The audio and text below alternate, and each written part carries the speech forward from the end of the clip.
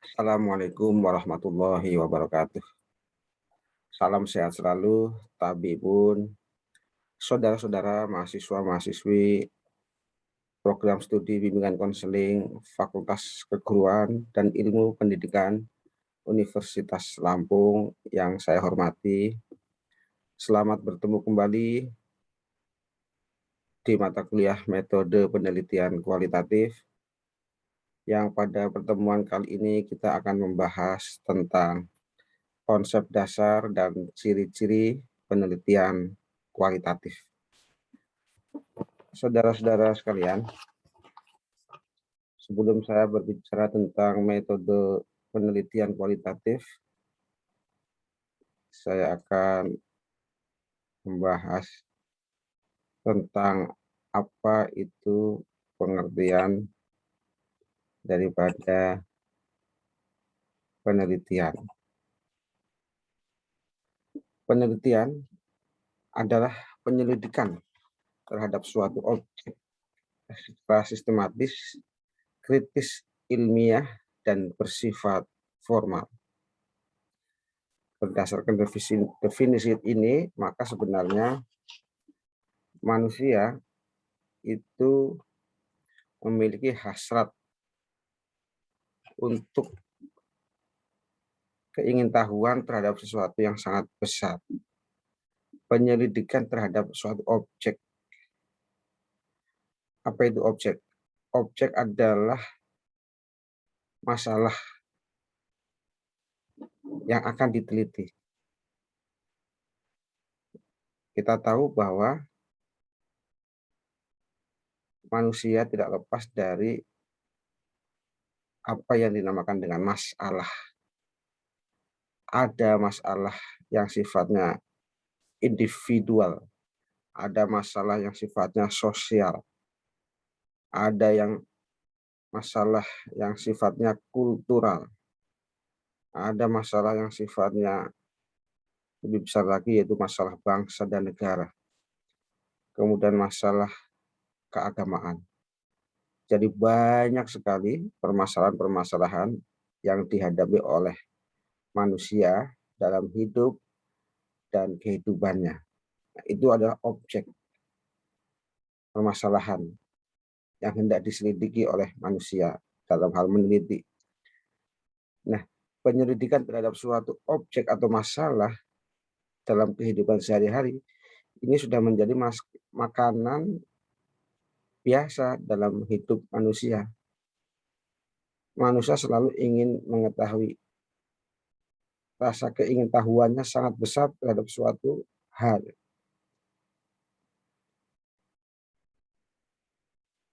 Masalah individu misalnya,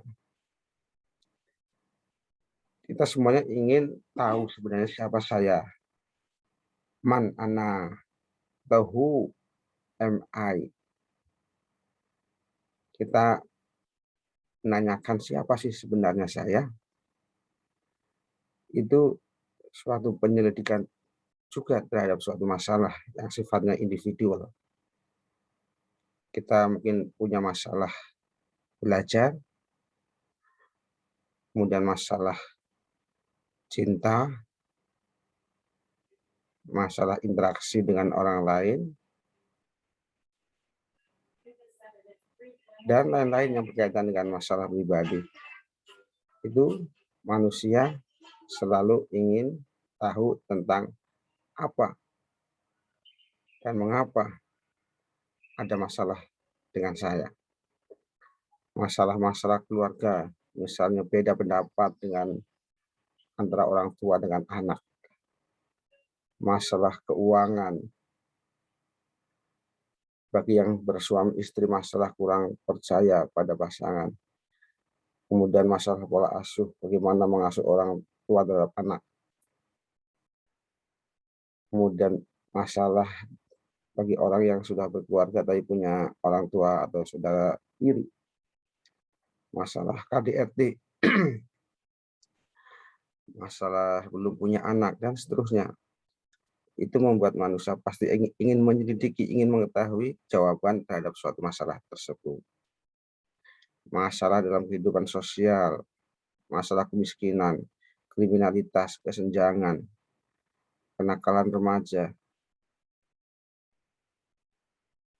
masalah dan seterusnya, masalah-masalah sosial.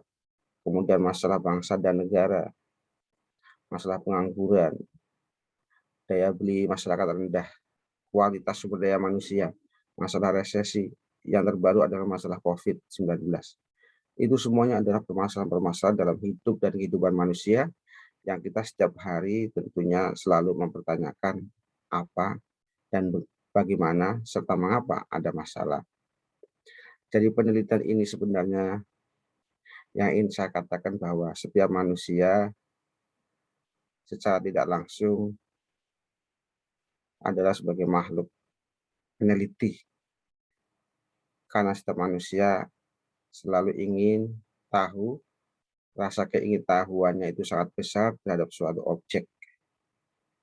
Objek yang dimaksud di sini adalah masalah yang akan diteliti atau diselidiki. Perbedaannya tentunya kalau penyelidikan terhadap suatu masalah yang dilakukan oleh orang yang ilmuwan dengan yang non-ilmuwan.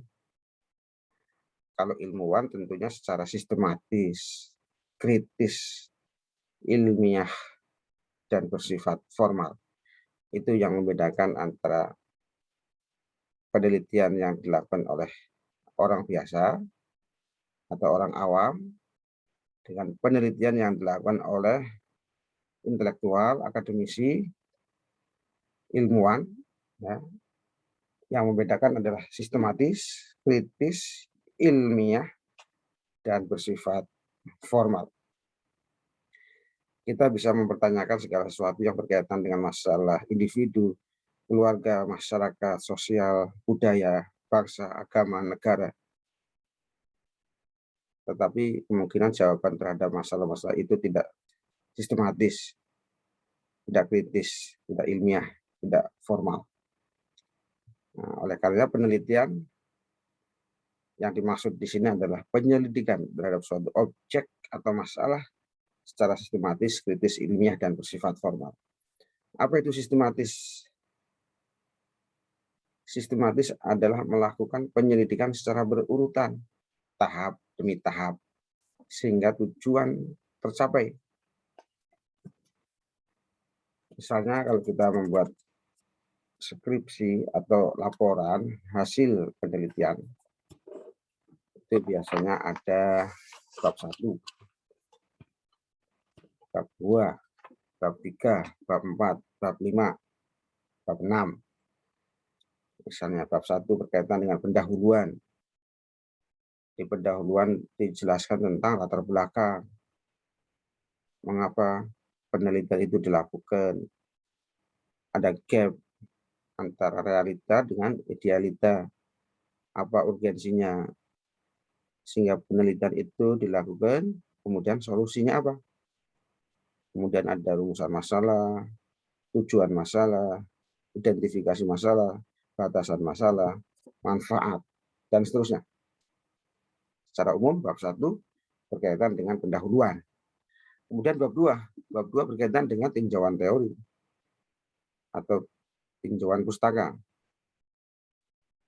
Teori-teori yang relevan dengan objek penelitian tentunya dijelaskan secara rinci di bab 2. Kemudian penelitian-penelitian terdahulu yang relevan juga yang mendukung penelitian kita cantumkan juga. Nah, ini yang membedakan antara penelitian yang sistematis yang dilakukan oleh akademisi dengan yang bukan dilakukan oleh akademisi atau orang biasa. Bab 3, metodologi, berkaitan dengan cara, bagaimana penelitian ini dilakukan, caranya seperti apa. Mau cara kuantitatif atau kualitatif, atau penelitian perpustakaan, atau penelitian tindakan kelas, dan seterusnya. Bab 4 merupakan hasil dari penelitian bagaimana. Setelah kita melakukan uji hipotesis atau asumsi hasil penelitian bagaimana. Nah, kemudian yang selanjutnya bab 5 pembahasan hasil penelitian, selanjutnya adalah kesimpulan. Sistematis adalah melakukan penyelidikan secara berurutan, tahap demi tahap sehingga tujuan tercapai. Kritis. Apa itu kritis? Kritis adalah memahami masalah dan mencari kebenaran terhadap info atau fakta yang diterima. Jadi dalam penelitian yang dilakukan oleh akademisi atau intelektual, jangan menerima saja suatu kebenaran tanpa membuktikan apakah info atau fakta itu benar atau tidak. Sehingga tidak menerima apa adanya, tapi harus dibuktikan. Nah, ini crash check and recheck, ya, harus dibuktikan. Kalau seperti ini, buktinya apakah seperti itu? Jadi dalam hal kritis kita harus tidak boleh menerima informasi tanpa adanya pembuktian. Nah, sama seperti polisi. Polisi mendapatkan informasi bahwa si A mencuri. Nah, polisi tidak boleh mempercayai saja bahwa si A itu pencuri, tapi harus mencari bukti apakah si A benar-benar mencuri. Nah, untuk mencari bukti bahwa si A itu mencuri atau bukan, tentunya melalui proses. Nah, inilah penelitian. Jadi penelitian itu sama seperti kira-kira polisi ingin mengetahui apakah informasi bahwa si A itu mencuri itu valid atau tidak valid. Benar atau tidak benar bahwa si A itu mencuri. Untuk membuktikan bahwa si A mencuri atau tidak benarnya, maka polisi mencari bukti-bukti yang kuat bahwa si A mencuri. Itulah kritis. Kemudian yang ketiga ilmiah. Ilmiah itu artinya berpikir deduksi atau induksi. Apa itu berpikir deduksi? Berpikir deduksi itu berpikir yang diambil kesimpulan berdasarkan fakta umum. Misalnya, kita menyimpulkan bahwa Ahmad pasti mati. Ahmad itu khusus nama orang. Pasti mati, itu umum. Ahmad pasti mati itu berasal dari umum, yaitu semua manusia mati. Semua manusia itu mati umum. Pokoknya yang dinamakan manusia pasti mati. Nah, si Ahmad itu manusia. Ahmad khusus. Tadi umum, semua manusia mati, khususnya Ahmad. Ahmad adalah manusia. Maka Ahmad pasti mati. Kesimpulan Ahmad pasti mati itu berasal dari kesimpulan ilmiah yang namanya deduksi. Jadi kita berpikir secara umum dulu, semua manusia itu pasti mati, dan itu benar, logis. Kemudian kita tahu bahwa Ahmad itu adalah bagian dari manusia, kita simpulkan kalau begitu Ahmad pasti mati. Karena Ahmad adalah bagian dari manusia, dan semua manusia pasti mati. Itulah berpikir deduksi. Kalau berpikir induksi, sebaliknya, berpikir induksi itu adalah berpikir dari khusus menuju ke umum. Misalnya di sini ada mahasiswa prodi bimbingan konseling. Misalnya ada 40 orang. Kita tanya satu-satu. Si A berasal dari mana? SMA negeri. Si B dari SMA negeri. Si C dari SMA negeri. Si D dari SMA negeri. Terus sampai 40. Semuanya dari SMA negeri. Maka bisa disimpulkan bahwa semua mahasiswa program studi bimbingan konseling FKIP Unila berasal dari SMA negeri. Kesimpulan bahwa semua mahasiswa bimbingan konseling FKIP Unila berasal dari SMA negeri itu karena diambil dari fakta-fakta khusus. Fakta-fakta khususnya yaitu tadi, si A dari SMA negeri, si B dari SMA negeri, si C dari SMA negeri, si D dari SMA negeri. Itu fakta-fakta khusus.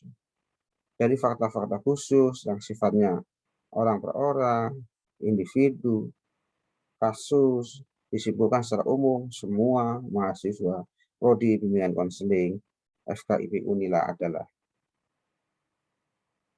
berasal dari SMA negeri, itu adalah benar karena berasal dari fakta-fakta khusus.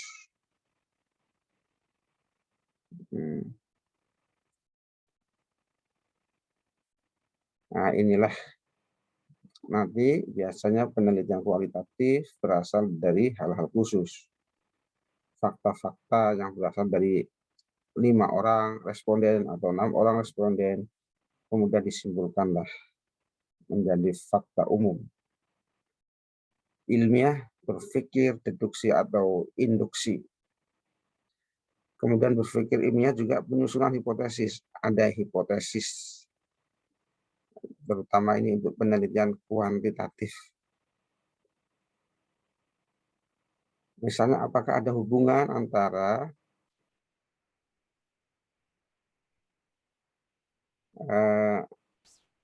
kecerdasan emosional dengan prestasi belajar. Nah, itu hipotesis. Kesimpulan sementara. Kesimpulan sementaranya apa? Kalau tadi, apakah ada hubungan antara kecerdasan emosional dengan prestasi belajar? Itu rumusan masalah. Hipotesisnya adalah ada hubungan antara kecerdasan emosional dengan prestasi belajar. Prestasi belajar dipengaruhi oleh salah satu kecerdasan emosional. Jadi, kecerdasan emosional mempengaruhi prestasi belajar. Nah, jadi hipotesisnya ada hubungan. Kalau begitu ada hubungan antara kecerdasan emosional dengan prestasi belajar. Nah, kesimpulan sementara ini belum tentu benar. Oleh karenanya perlu dibuktikan hipotesis itu atau verifikasi. Seperti tadi ya, polisi ada menerima informasi si A pencuri. Hipotesisnya adalah si A mencuri. Nah, untuk membuktikan kebenaran hipotesis tersebut, maka polisi mencari bukti-bukti yang mengarah kepada si A mencuri. Nah, itu pembuktian hipotesis atau verifikasi. Kemudian yang terakhir adalah formal. Bersifat formal artinya tidak ilegal. Ada izin penelitian dari institusi. Kita minta izin juga maksud tujuan penelitian kepada subjek penelitian. Tidak mencuri data, dan seterusnya. Bersifat formal artinya legal, tidak inkonstitusional, tidak ilegal, tidak mencuri data. Nah, saudara-saudara sekalian, itu pengertian sepintas tentang penelitian. Intinya adalah manusia sebenarnya semuanya sepanjang dia memiliki akal akan menyelidiki terhadap suatu masalah atau objek yang ada di dalam dirinya sendiri maupun di lingkungannya, di keluarganya, di masyarakatnya, di budayanya, di agamanya, bangsa, negara, dan seterusnya. Setiap kita ingin mengetahui apa sih penyebab daripada masalah itu dan bagaimana solusinya. Jadi rasa keingintahuan manusia itu adalah fitrah atau naluri manusia. Manusia diberi akal, tentunya akal itu ingin selalu bertanya dan ingin mengetahui sesuatu yang menurut manusia itu ada hal-hal yang tidak beres atau masalah. Cuman setiap manusia tentunya tidak semuanya manusia intelektual, tidak semuanya manusia akademisi, sehingga yang membedakan antara manusia biasa sebagai peneliti dengan manusia intelektual atau akademisi sebagai peneliti, yang membedakan adalah sistematis, kritis, ilmiah, dan bersifat formal. Kemudian metode penelitian. Apa itu metode penelitian? Metode penelitian adalah cara ilmiah. Sekali lagi, kalau tadi penelitian ada penelitian yang ilmiah dan non ilmiah, nah, metodenya juga ada metode ilmiah dan non ilmiah. Kalau metode non ilmiah tentunya metode yang digunakan oleh orang-orang biasa, yang digunakan untuk mencari jawaban suatu masalah, tetapi datanya mungkin datanya tidak objektif, tapi subjektif, tidak valid, tidak reliable, dan seterusnya. Maka seorang peneliti ilmiah atau akademisi intelektual, metode penelitiannya pun harus ilmiah, yaitu metode penelitian itu adalah cara ilmiah yang digunakan untuk mendapatkan data yang objektif, valid, dan reliable agar diperoleh, dibuktikan, dan dikembangkan suatu pengetahuan guna memecahkan masalah-masalah yang dihadapi. Jadi seperti saya katakan tadi bahwa setiap manusia memiliki masalah, baik masalah individu, keluarga, masalah dengan lingkungan sekitar, atau teman sebaya, masalah dengan sekolah, masyarakat sosial, bangsa, atau agama sekalipun. Nah, itu cara-cara yang digunakan secara ilmiah untuk memperoleh data-data dalam rangka menyelesaikan masalah tadi, yaitu yang sifatnya objektif, valid, dan reliable, itulah metode penelitian. Apa itu objektif? Data objektif dalam penelitian itu sangat penting, yaitu data yang berdasarkan pada fakta yang sesuai atau sebenarnya, tanpa dipengaruhi oleh pendapat pribadi. Kalau kita tadi berbicara misalnya tentang si A mencuri, maka untuk mengetahui atau membuktikan bahwa si A itu mencuri atau tidak mencuri, maka polisi atau kita sebagai seorang peneliti yang ilmiah, yang akademisi, harus mencari data-data objektif yang membuktikan bahwa si A adalah pencuri. Kita tidak boleh mempengaruhi si A atau memaksa si A, kamu harus ngaku mencuri ya. Kalau tidak mencuri nanti saya setrum pakai listrik dan seterusnya. Tidak boleh. Tidak boleh memaksakan orang untuk mengakui apa yang dia tidak laksanakan atau tidak lakukan. Orang dituduh mencuri, kemudian dipaksa untuk mengaku mencuri. Nah, itu namanya datanya tidak objektif, tapi dipaksa.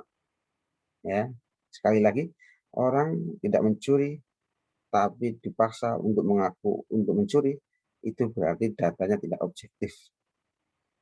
Maka hasilnya pun pasti akan salah. Bisa jadi nanti hasilnya disimpulkan bahwa oh benar si A mencuri, tapi padahal dia nggak mencuri, tapi karena dipaksa untuk mengaku mencuri. Nah, itu kok oleh karena data objektif ini sangat penting dalam penelitian, karena ini berkaitan dengan hasil penelitian. Sejauh mana penelitian ini benar atau tidak benar tergantung dari sejauh mana data itu di lapangan dilakukan secara objektif atau tidak, dilakukan secara paksa atau bukan. Jadi objektif artinya tidak memihak, tidak mentang-mentang polisi kemudian main hakim sendiri atau main apa maksa-maksa gitu ya. Nah, ini mohon maaf, ini hanya contoh saja. Tidak memihak. Objektif itu tidak memihak atau bebas dari kepentingan pribadi atau bebas dari subjektivitas. Jadi bukan karena kita benci sama dia langsung dia oh ya benar pencuri. Itu berdasarkan karena kita benci pada si A sehingga kita langsung menyimpulkan oh ya benar dia pencuri. Atau karena itu pencuri teman kita katakan oh bukan dia bukan pencuri. Nah, itu namanya kepentingan pribadi. Jadi penelitian sekali lagi penting harus objektif karena penelitian ini hasilnya akan baik atau tidak baik, benar atau tidak benar tergantung dari apa yang kita jalankan di lapangan, yaitu melalui data yang kita kumpulkan objektif atau tidak. Kalau objektif tentunya hasil kesimpulan akan benar. Kalau sudah tidak objektif atau subjektif tentunya penelitian akan menghasilkan kesimpulan yang salah. Seperti tadi contoh yang sangat gamblang sekali ya. Ada orang mencuri, kita paksa dia untuk mengaku mencuri, kesimpulannya dia pencuri. Tentunya salah karena berdasarkan dari paksaan. Atau tadi karena dia teman kita langsung mengatakan dia bukan pencuri. Atau karena kita benci sama dia, kemudian kita katakan, oh ya benar dia pencuri. Nah itu hal-hal seperti itu dalam penelitian harus dijauhi benar-benar oleh peneliti. Kita ingin meneliti tentang masalah pelecehan seks. Sama, kita harus objektif. Tidak boleh ada memihak. Kita harus bebas dari kepentingan. Untuk mengetahui bahwa terjadi pelecehan seks atau tidak, maka harus benar-benar dilakukan verifikasi pembuktian secara objektif. Bukan karena itu karena saudara kemudian dikatakan, oh iya benar, dia sudah mengalami pelecehan seks dan seterusnya seperti tadi ya. Jadi pertama dalam penelitian itu syaratnya harus objektif. Yang kedua datanya harus valid. Data yang valid itu yang bagaimana? Data yang menunjukkan derajat ketepatan antara data yang sesungguhnya terjadi pada objek dengan data yang dikumpulkan oleh peneliti. Data valid itu kalau datanya yang sesungguhnya dengan objek atau masalah yang kita teliti, yang dikumpulkan oleh peneliti itu sama. Seperti kasus tadi pencuri, dikatakan datanya valid kalau data yang sesungguhnya terjadi, misalnya dia itu mencuri dengan data yang dikumpulkan oleh kita melalui wawancara, misalnya ya, melalui saksi-saksi, benar mengarah bahwa dia itu memang pencuri, itulah data valid. Ya. Dengan kata lain, data yang valid itu data yang tidak berbeda antara yang dilaporkan oleh peneliti dengan yang terjadi pada objek penelitian. Jadi datanya tidak berbeda antara kesimpulan yang kita simpulkan dengan yang terjadi pada si objek penelitian. Seperti tadi pencuri. kita menyimpulkan bahwa dia mencuri. Kesimpulan bahwa dia mencuri itu diambil dari data-data yang valid yang dikumpulkan oleh peneliti dari wawancara, dari saksi, dan memang benar antara pengakuan si pencuri dengan data-data bukti-bukti yang mengarah pada pengakuan pencuri memang klop. Yang jadi masalah kalau yang satu tidak mengaku mencuri, kemudian yang satu ada data atau bukti bahwa dia mencuri. Ya, ini yang jadi masalah ya. Jadi sekali lagi, data dalam penelitian itu harus valid. Data yang valid adalah data yang tidak berbeda antara yang dilaporkan peneliti dengan yang terjadi pada objek peneliti. Dalam penelitian itu validitas ada dua, ada validitas internal dan validitas eksternal. Apa itu validitas internal? Validitas internal itu yaitu validitas yang sesuai dengan dasar penelitian atau desain penelitian. Misalnya desain penelitian kita tentang motivasi belajar, maka data yang diperoleh valid. Kalau data yang diperoleh adalah data tentang motivasi belajar, bukan motivasi kerja. Jadi kalau tadi validitas internal berkaitan dengan pencuri, data yang kita kumpulkan hasil wawancara itu memang data tentang pencuri, bukan data tentang pelecehan seks, ya. Jadi validitas internal ini bisa diketahui dari pertanyaan-pertanyaan atau instrumen atau panduan wawancara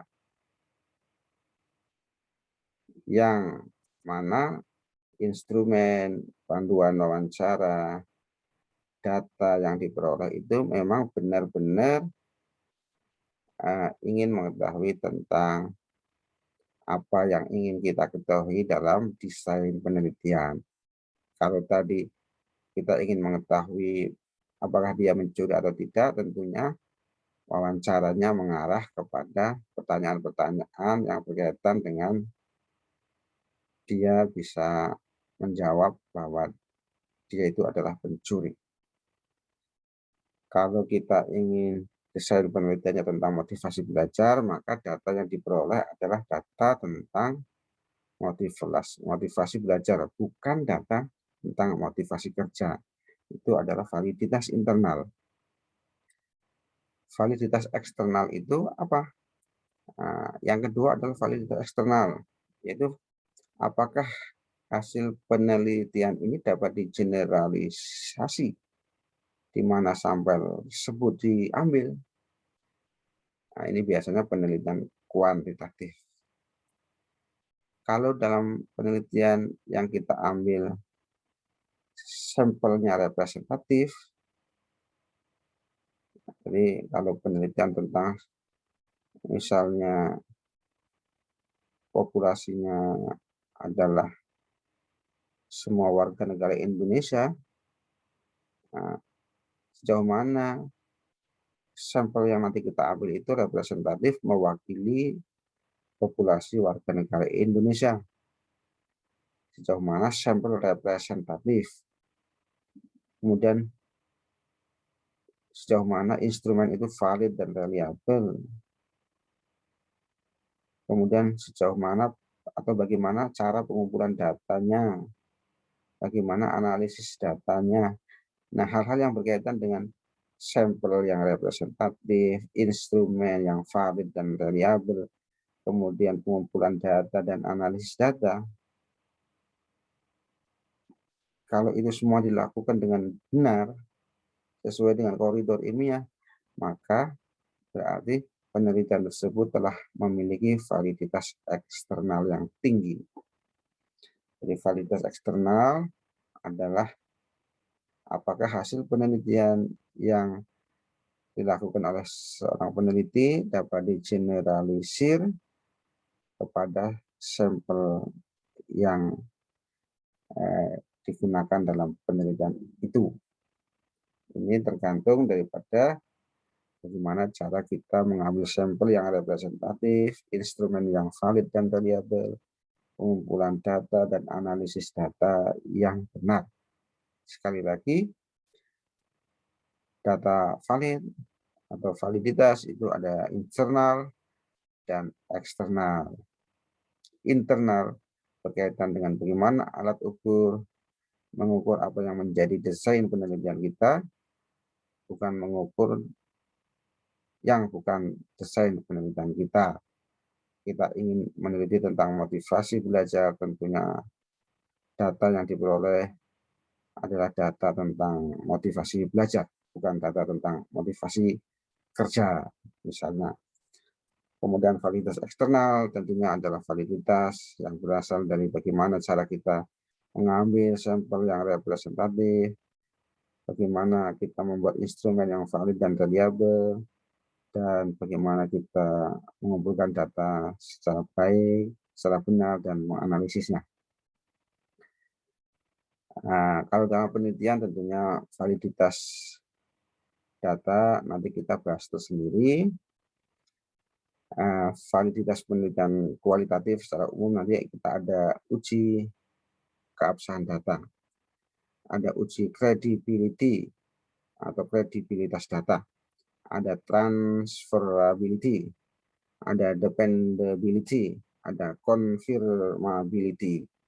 Nanti kita bahas khusus tentang keabsahan data penelitian. Kemudian reliable, data itu reliable itu bagaimana? Data reliable itu karena data itu berkenaan dengan derajat konsistensi atau keajegan data dalam interval waktu tertentu. Jadi data ini bisa konsisten, ajak, ya, seperti timbangan, ya konsisten, ajak. Kalau untuk mengukur berat badan, tentunya beda alat ukurnya dengan untuk mengukur suhu.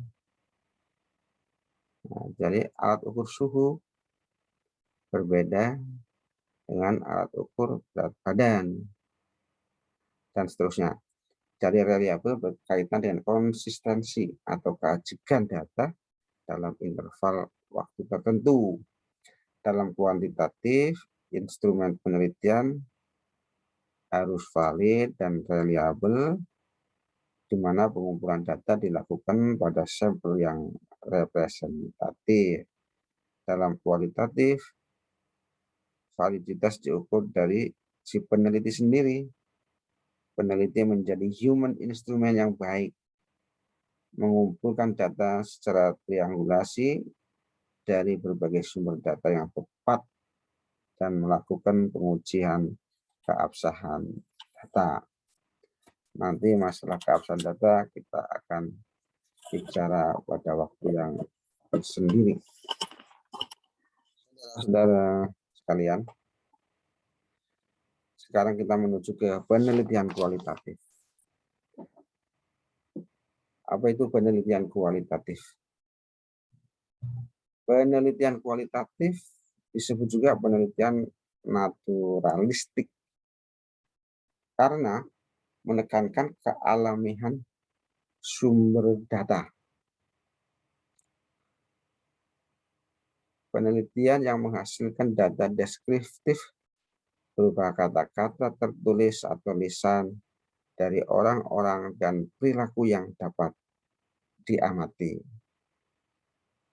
Ada dua kata dalam slide ini. Yang pertama, kualitatif. Penelitian kualitatif itu menekankan kealamiahan sumber data. Yang kedua, menghasilkan data deskriptif. Apa itu kealamian data? Alami atau natural berarti apa adanya, tidak dibuat-buat, tidak dibikin-bikin. Ada orang yang cantik alami, ada yang cantik non-alami. Cantik alami berarti apa adanya, tidak pernah dipoles, tidak pernah pakai alat-alat tertentu yang membuat dia cantik, tidak pernah dioperasi plastik, operasi wajah, dan seterusnya ya natural. Kalau yang cantik non-alami berarti sudah dipoles, pakai kincu, ya dan lain-lain lah, gitu ya. Ada faktor eksternal yang membuat dia menjadi cantik. Kalau alamiah tidak, cantik secara natural alami. Nah, dalam penelitian kualitatif, data harus alami. Data yang harus alami itu bagaimana? Data yang alami itu data yang dikumpulkan dalam kondisi yang asli atau natural, tidak ada rekayasa atau manipulasi. Contoh, kalau kuantitatif, kan ingin mengetahui berapa IPK si Ahmad. Ternyata IPK si Ahmad 4,0. Nah, 4,0 itu adalah data kuantitatif. Sudah selesai.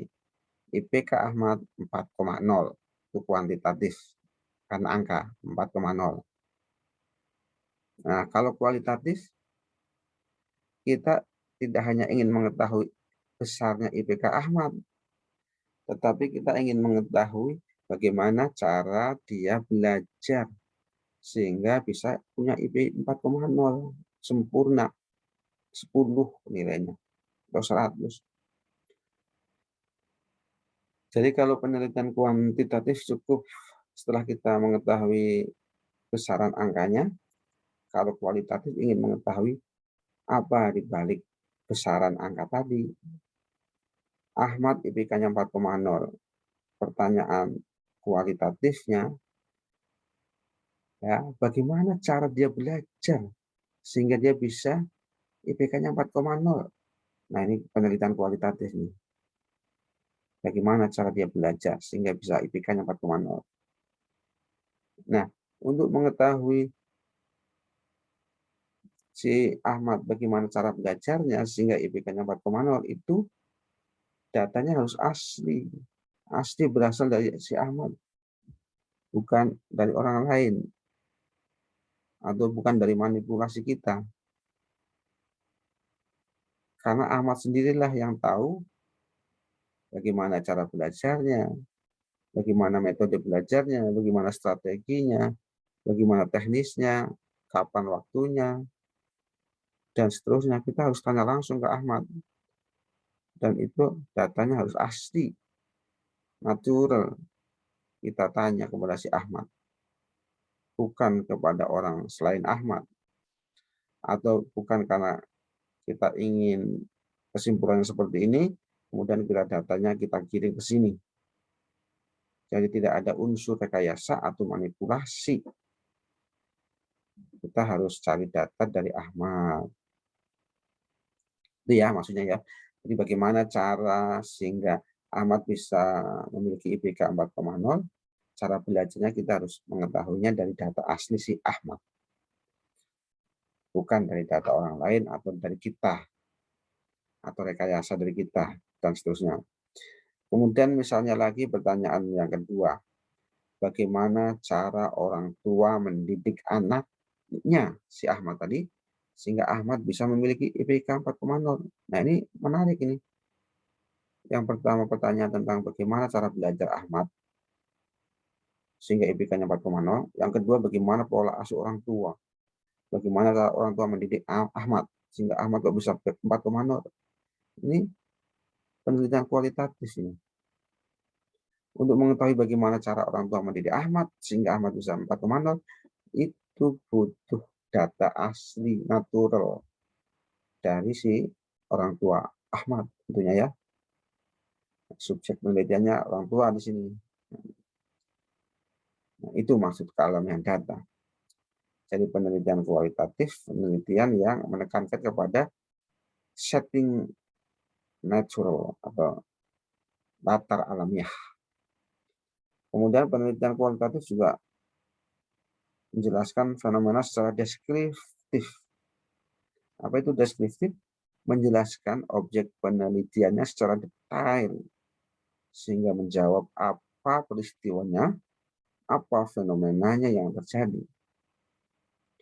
Kalau tadi ingin mengetahui tentang bagaimana cara Ahmad belajar sehingga bisa IPK-nya 4,0, deskriptif di sini adalah bagaimana kita bisa menjelaskan secara detail dari A sampai Z, ya, dari A sampai Z detail, sehingga pertanyaan bagaimana cara Ahmad belajar itu bisa dijawab dengan utuh, dengan lengkap, ya. Begitu juga pertanyaan bagaimana cara orang tua mendidik Ahmad sehingga Ahmad punya IPK 4,0. Itu butuh dijawab, ditulis, dijelaskan secara detail sehingga bisa menjawab pertanyaan atau fenomena atau peristiwa orang tua mendidik anaknya si Ahmad sehingga Ahmad bisa punya IP 4,0. Jadi ciri utama dalam penelitian kualitatif dimulai dengan kata-kata apa. Apa yang melatar belakangi motivasi belajar rendah, apa dampak pandemi COVID-19 terhadap siswa, apa upaya pemerintah dalam meminimalisir dampak pandemi, dan lain-lain. Setelah itu bagaimana cara, dan seterusnya, ya, bagaimana solusi, dan seterusnya. Jadi ciri utama penelitian kualitatif dimulai dengan kata-kata apa, lalu bagaimana, apa yang melatar belakangi motivasi belajar siswa rendah, apa dampak pandemi COVID, apa upaya pemerintah meminimalisir dampak pandemi, dan lain-lain. Nah, itu pertanyaan-pertanyaan kualitatif. Saudara-saudara, para mahasiswa-mahasiswi sekalian, selanjutnya adalah ciri-ciri penelitian kualitatif. Kalau tadi kita sudah membahas tentang apa itu penelitian, apa itu metode penelitian, apa itu penelitian kualitatif. Sekarang kita membahas tentang ciri-ciri penelitian kualitatif. Tentunya berbeda dengan penelitian kuantitatif yang sifatnya angka-angka. Penelitian kualitatif ini secara umum tadi sifatnya deskriptif, ya, tidak berbentuk angka-angka. Ciri yang pertama adalah latar alamiah. Latar alamiah tentunya sudah saya jelaskan tadi panjang lebar. Setting natural, ya, harus data asli dari subjek penelitian atau responden. Kita tidak boleh mengintervensi data dari subjek, tidak boleh merekayasa. Seperti tadi ilustrasinya, seorang gadis yang cantik karena alami dan cantik karena non-alami. Cantik alami karena apa adanya, cantik non-alami karena ada bantuan atau intervensi eksternal, yaitu alat-alat kecantikan. Tentunya cantik alami berbeda dengan cantik non-alami. Cantik alami itu akan terus cantik sampai tua karena dia adalah berasal dari Tuhan. Cantik yang tidak direkayasa, cantik yang memang objektif, cantik apa adanya, tetapi cantik alami ini juga bisa bertahan lama. Kemudian kalau cantik non-alami tentunya dia semu. Cantiknya bukan karena cantik hakikat, tapi cantik artificial, sehingga sifatnya sementara dan tidak bisa bertahan lama. Nah, inilah yang membuat penelitian kualitatif menarik karena latar daripada penelitian ini adalah latar alamiah atau setting natural. Kita ingin mengetahui objek penelitian, masalah penelitian itu memang benar-benar berasal dari data yang asli, dari data orang yang akan kita jadikan sebagai narasumber informasi, informan atau subjek penelitian yang benar-benar memang dia yang melakukan hal itu, dia yang merasakan, dia yang memahami, dan seterusnya. Sehingga dari situ nanti kita akan menemukan sesuatu hal yang baru, yang mungkin kita tidak pernah menduganya sama sekali. Nah, itulah ciri yang pertama, latar alamiah. Peneliti tidak boleh menambah-nambahi apa yang dialami ya oleh responden atau subjek. Ciri penelitian yang kedua dari penelitian kualitatif adalah manusia sebagai instrumen. Kita tahu kalau penelitian kuantitatif, instrumen itu bisa menggunakan angket. Angket itu artinya pernyataan yang harus dijawab oleh subjek penelitian, ya, sehingga kita ingin mengetahui data yang sesungguhnya berasal dari instrumen angket itu. Nah, kalau dalam penelitian kualitatif, itu instrumennya adalah bukan angket, tetapi manusianya sebagai si peneliti itu. Manusianya itulah, seorang peneliti itulah instrumen utamanya. Karena manusianya atau peneliti sebagai instrumen yang utama, maka peneliti ini harus memiliki pengamatan atau observasi yang benar-benar intens dan efektif atau berkali-kali. Sehingga pengamatan observasi tidak hanya dilakukan sekali, tapi berkali-kali untuk mendapatkan data yang valid. Atau kata bahasa lainnya perpanjangan pengamatan. Pengamatan yang panjang, observasi yang panjang. Karena manusia di sini sebagai instrumen utamanya.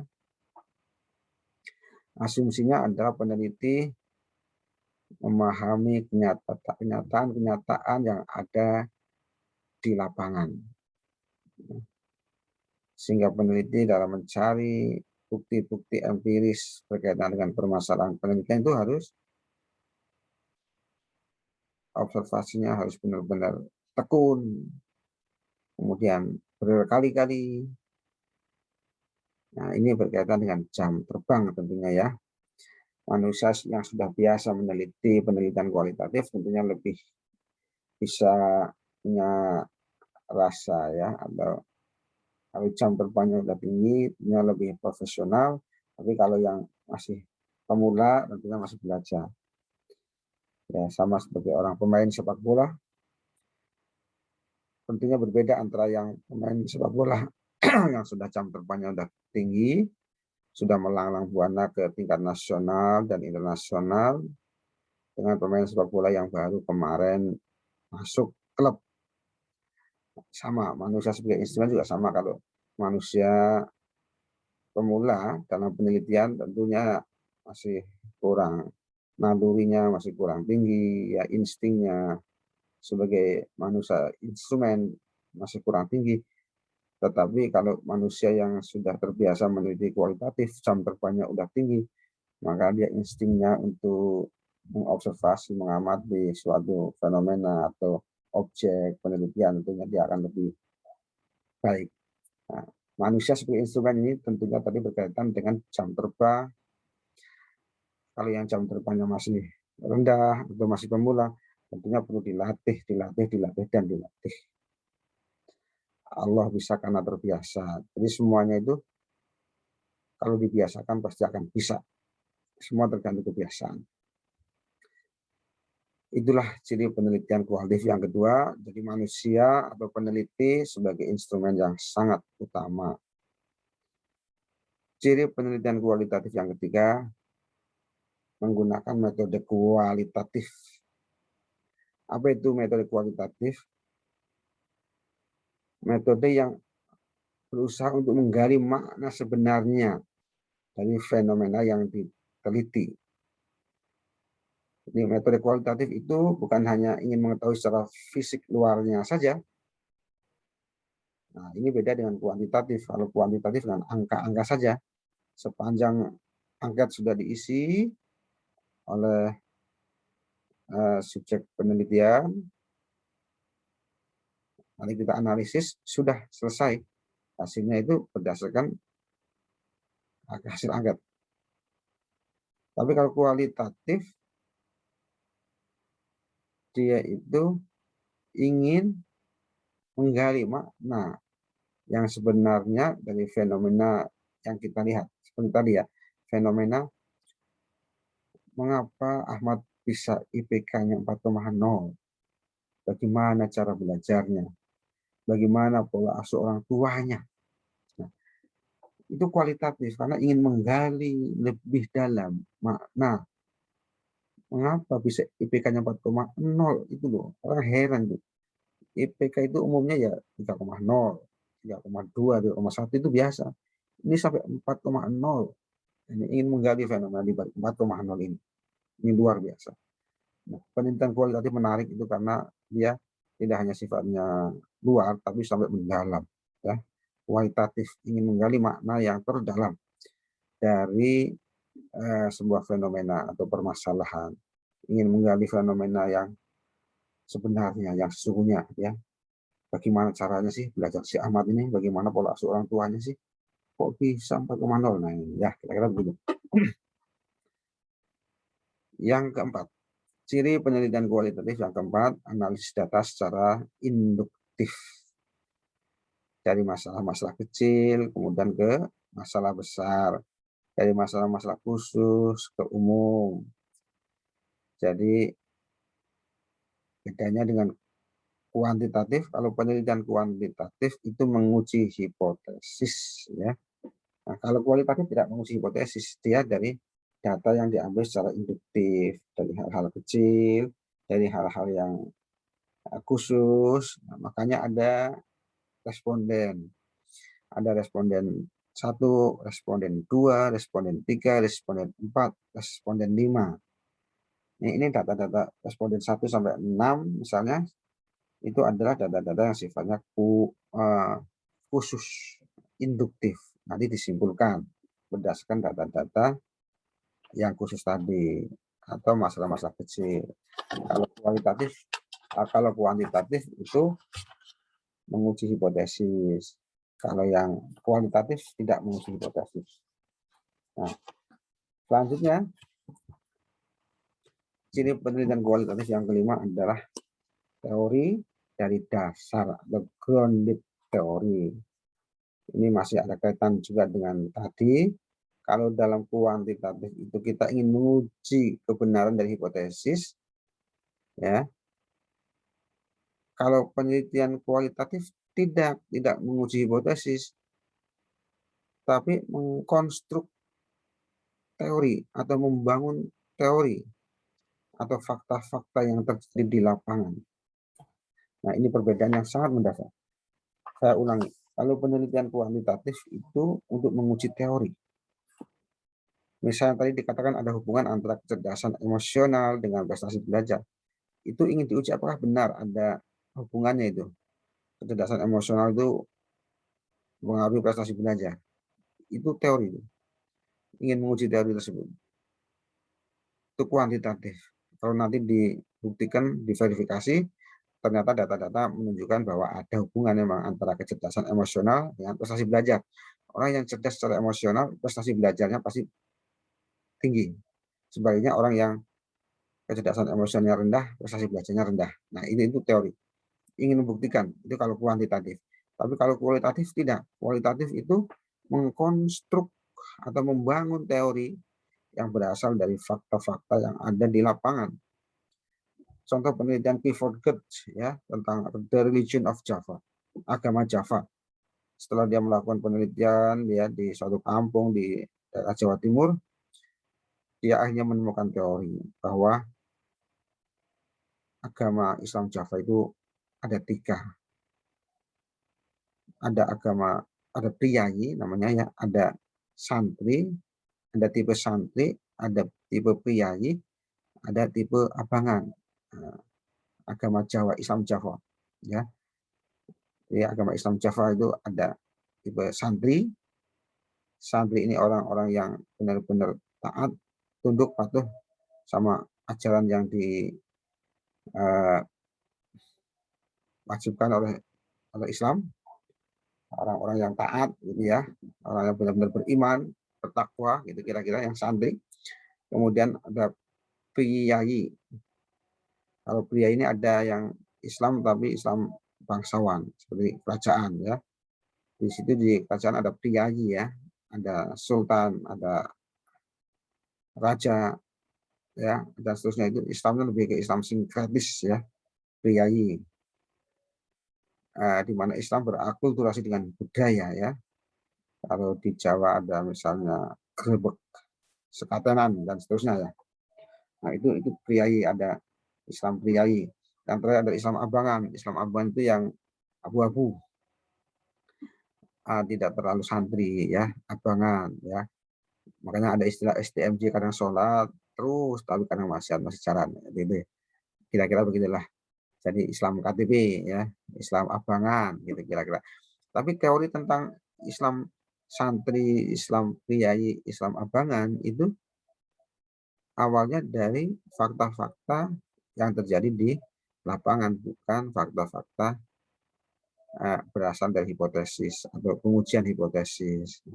Jadi dalam penelitian kualitatif, ciri yang kelima adalah teori itu berasal dari dasar atau grounded teori.